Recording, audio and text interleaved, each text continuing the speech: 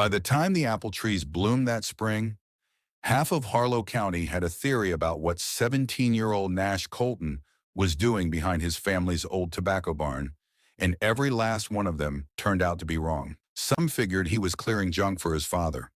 Others swore he'd taken up some strange hobby that wouldn't last the summer. Nobody guessed the truth, mostly because the truth hadn't fully taken shape yet, not even in Nash's own head. It started, as far as anyone in town could piece together, with a stack of ruined beehives nobody else wanted. Old boxes sat rotting behind half the barns in the county, some hollowed out by wax moths, some caved in under years of snow load. Nash had asked 4 different farms if he could haul their dead equipment away, and every one of them said yes without a second thought, because who in their right mind wanted a pile of ruined beehives taking up space?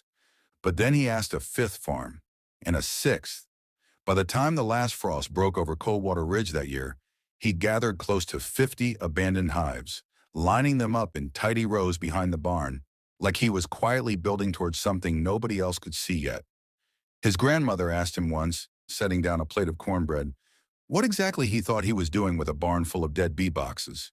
He just said, "Still working it out," then went back to eating. That wasn't much of an answer, but for a long stretch of that spring, it was the only one anybody got out of him. If stories about grit, small-town ingenuity, and everyday people doing something remarkable are your kind of thing, go ahead and subscribe. We put one of these out every week.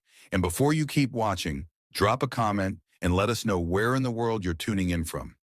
It's always something to see how far these stories travel. Harlow County was the kind of place where a secret rarely stayed one for long.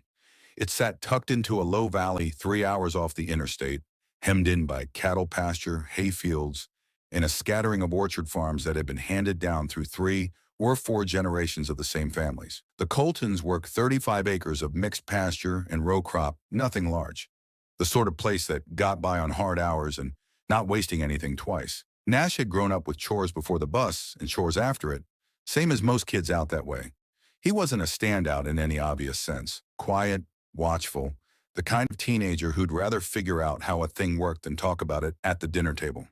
His grades were average, his attendance was fine. Nothing about him read as driven, not in a way the adults around him recognized, which is exactly what made it strange when he started asking around about bees. It started small, the way most things do. A conversation at Renner's feed store with Otis Renner himself, a wiry old-timer who'd kept hives decades back before his knees gave out on him. Nash's questions didn't sound like idle curiosity. He wanted to know about airflow, about why a hive could look fine one week and be empty the next, about what it meant when the foragers stopped bringing back pollen. Otis, flattered that a teenager cared about any of it, talked his ear off for the better part of an hour. After that, Nash started collecting in earnest. Every farm had its own reason the hives got left to rot.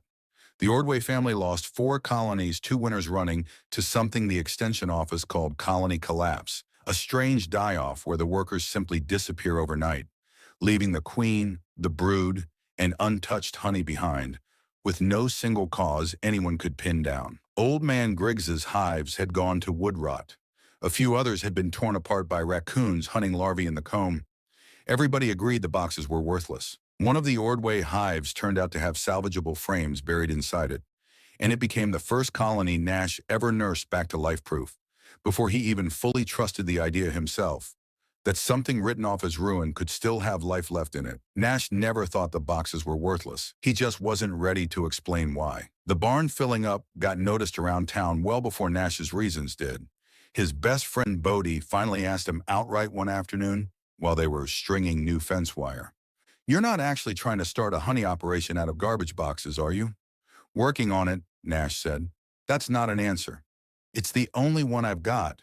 Bodie let it drop, mostly because Nash had that look, the one that meant his mind was already made up, and there wasn't much point arguing with it. What nobody in town knew yet was that Nash was chasing an idea he couldn't fully put into words, one he'd been sketching out a little at a time in a beat-up composition notebook he kept jammed in his coat pocket. Diagrams, measurements, notes copied down from library books on beekeeping, printouts from the county extension office, and a running list of questions for the one person in the county who might actually be able to answer them.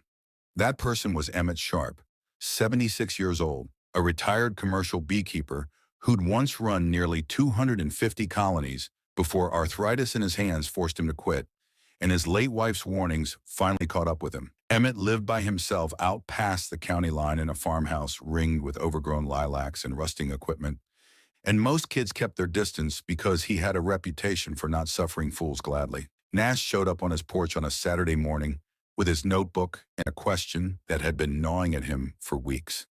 Could a dead colony actually be brought back using bees pulled from a healthier one? Emmett studied him for a long moment before answering. "Depends what killed it," he said. "Come in and sit." That was the start of something neither one of them saw coming. Over the weeks that followed, Emmett became part teacher, part skeptic in residence, quizzing Nash constantly and refusing to hand him anything easy. He taught him that a colony's health was written right there on the frame if you knew how to read it. A tight, even brood pattern, the eggs, larvae, and capped cells laid out in a clean spiral meant a strong, well-mated queen. A patchy, broken-up pattern spelled trouble, whether that was a failing queen or something worse. Most of what wiped out these hives wasn't some grand mystery, Emmett told him one afternoon, holding a salvage frame up to the light. It was plain neglect. Bad airflow cooks a hive alive come July. No insulation starves them out before February's even over. Folks stack a box on top, walk off, and act surprised when the bees don't make it. Bees don't quit on people. People quit on bees. That line stuck with Nash longer than almost anything else Emmett ever told him. Not every lesson landed easy. Nash's first try at requeening one of the derelict colonies went sideways fast. He let the new queen out of her cage too soon, before the workers had time to get used to her scent, and they killed her within hours. Emmett didn't soften the failure one bit. "You rushed her," he said flatly. "Bees don't care how impatient you are. Cage her. Let them sit with her smell a few days. Then you let her go." Nash rebuilt his whole approach around patience after that, not something that came naturally to a 17-year-old in a hurry to prove something. He started with 3 of the sturdiest salvage boxes, converting them into working colonies using nukes bought from a supplier 2 counties over, small starter colonies with a young mated queen and a few frames of drawn comb already going. None of it was glamorous. It was slow, grinding work, patching split wood, swapping out frames chewed apart by moths, torching the inside of old boxes to sanitize them before reuse, a habit Emmett swore by for any equipment with an unknown past. By early summer, those first 3 hives were alive and humming literally. Nash learned to tell a healthy colony by ear, a steady low drone that shifted pitch the moment something went wrong. He learned to spot a swarm cell, the peanut-shaped cup bees build when they're about to split off and raise a new queen, and that catching it in time was the difference between keeping his bees and watching half of them vanish into the tree line. He also picked up on nectar flow, those seasonal windows when blooming plants put out enough nectar for bees to build real surplus, and started tracking where the best forage grew across the valley. Clover along the county road, wild blackberry brambles on the Renner Place, a row of black locust trees nobody paid any mind to except the bees. Bit by bit, without really setting out to, Nash was learning the whole shape of the valley from the perspective of a creature most people never thought twice about. Word traveled the way it always does in a small county. Some of it wasn't kind. A couple of the older farmers cracked jokes about the Colton kid losing his mind over bees when there was real work to be done. His uncle half-seriously asked his father if Nash needed looking at. His father mostly stayed quiet and let him keep going. But not everybody wrote it off. Mrs. Calloway, who ran the after-school garden program, started stopping Nash with questions whenever she saw him hauling frames through town. Otis Renner began wandering by just to look, standing off at a respectful distance and nodding like he approved of something he couldn't quite put a name to. Even Bodie started showing up on weekends, getting stung often enough that he eventually stopped complaining about the smoker. The real turning point came during a brutal dry spell in late July, the worst heat the county had seen in years. Nash's colonies, unlike several long-established outfits nearby, kept right on working through it. He'd built his hive stands with extra gaps for airflow and painted every box a pale color to reflect the heat tricks Emmett had picked up over decades of trial and error. 2 neighboring beekeepers lost hives outright that week to heat stress. Nash didn't lose a single one. That got the county's attention in a way no amount of explaining ever could have. By the end of July, Nash had split his 2 strongest colonies and folded in several more rebuilds from his salvage stock, pushing his total past a dozen working hives. Growth like that wasn't luck so much as attention. A crowded, healthy hive will often raise its own new queen and split on its own, and Emmett had taught him to catch that moment and turn one overcrowded colony into two thriving ones instead of losing half of it to the woods. But the season wasn't done testing him. In early August, Nash noticed something off in one of his hives, one he'd been especially proud of. One of the very first he'd pulled back from nothing. The bees seemed slow and listless. Fewer foragers were heading out, and the ones that returned came back with empty legs, no pollen loaded. When he pulled a frame, his stomach dropped. Instead of a tight, even brood pattern, he found ragged, scattered cells, some sunken instead of smooth and domed. He drove straight to Emmett's with the frame wrapped in a damp cloth. Emmett held it under a lamp for a long while before saying anything. "Could be a couple things," he said. "Could be a queen, running low on stored sperm. Could be European foul brood. And if it's that, we move fast before it spreads through the rest of your yard." Nash felt his chest tighten. Months of work, maybe undone by something he hadn't even seen coming. They ran a field test for foul brood right there at Emmett's kitchen table. It came back clean. What they eventually landed on was a queen nearing the end of her prime, likely 2 or 3 seasons old, slowing down the way queens naturally do.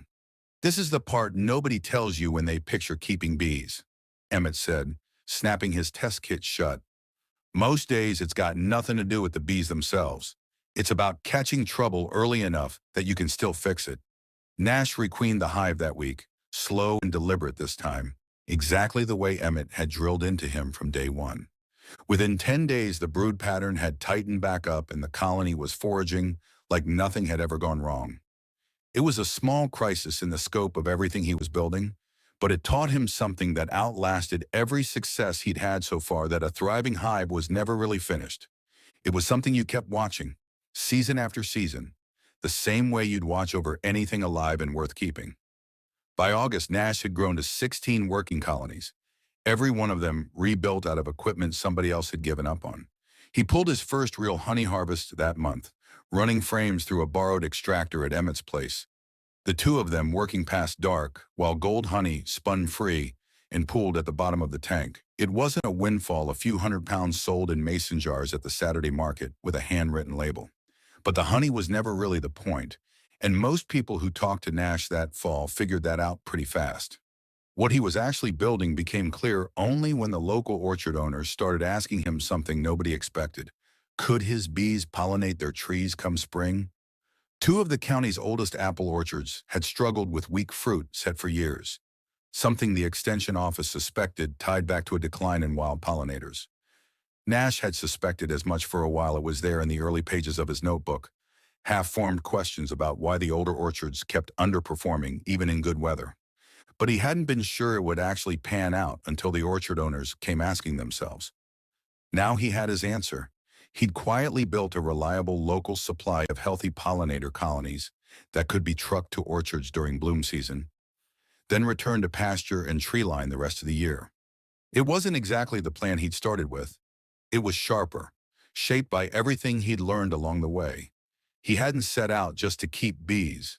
He'd set out to rebuild something the county had quietly let slip away: a working pollination network, built entirely out of what everyone else had already thrown out. Winter brought its own quiet test, one with no drama to it at all. Just cold, patient waiting. Emmett had warned him that more colonies die over winter than any other stretch of the year, not from freezing outright, but from starving out or drowning in their own condensation. Bees don't hibernate. They cluster into a tight ball, vibrating their flight muscles for warmth, slowly working through stored honey as the weeks crawl by. A hive with too little honey banked, or one where trapped moisture drips down and chills the cluster, can die quietly sometime in February without anyone noticing until it's far too late. So in November, Nash went through every colony one last time, checking honey reserves by hand, lifting the boxes, wrapping each in insulation, and cutting small upper entrances so moisture had somewhere to escape instead of pooling on the inner cover.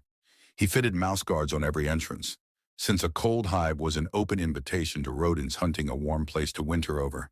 After that, there was nothing left to do but wait. He still checked on the hives every few weeks, brushing snow off the entrances, pressing his ear close to catch that low, steady hum that meant the cluster was still alive inside. Some days the silence scared him, worse than any disease ever had. But when the first mild days of March finally came and he pried open the first box, he found the colony right where he'd left it smaller, worn down by a hard season, but alive, the queen already laying a fresh ring of eggs at the center of the frame. Every single hive made it through that winter. Emmett, who'd lost colonies most years of his career, even at his most careful, admitted it was one of the best survival rates he'd seen out of a first-year operation in a long time. That same spring, once the orchard trees began to bud, Nash trucked 8 of his strongest hives over to the Griggs place for bloom season, the same farm that had given up on keeping bees years earlier after its own colonies collapsed. Old man Griggs watched the delivery with his arms folded, not saying a word. He'd taken to stopping by the Colton place a few times that winter, never staying long, just asking a question or two about how the hives were holding up before heading off.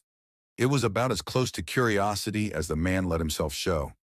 6 weeks later, Griggs stood in his orchard, staring at branches bowed down with young apples, some needing props just to hold the weight. He hadn't seen a fruit set like that in over a decade. He drove over to the Colton place that same afternoon, found Nash repairing a hive stand, and stood there a good long while before he finally spoke. "Didn't think much of what you were doing with those old boxes," he said. "I know," Nash said. "Wasn't sure you did either, honestly." "Wasn't always sure myself," Nash added, almost laughing. Griggs nodded slowly, looked out over the barn full of hives that had once been headed straight for the burn pile, and said about the closest thing to an apology the man was ever going to give. "Well, glad somebody around here was paying attention." By the following year, Nash was running close to 35 colonies and had a standing pollination agreement with 3 orchards across the county each spring. Otis Renner started coming by most weekends just to sit and talk bees, something he later admitted gave him more purpose than he'd felt in years. Emmett Sharp, for his part, never quite stopped correcting Nash's technique, though the corrections got shorter and further apart as the seasons rolled on. The county didn't change overnight, but something in the way people looked at a pile of discarded equipment behind a barn did. A neglected hive stopped being trash and started being potential. A quiet, unremarkable teenager stopped being someone people worried about and started being someone a few of them quietly admired. What Nash had built wasn't flashy. It wasn't an overnight fortune or a business empire.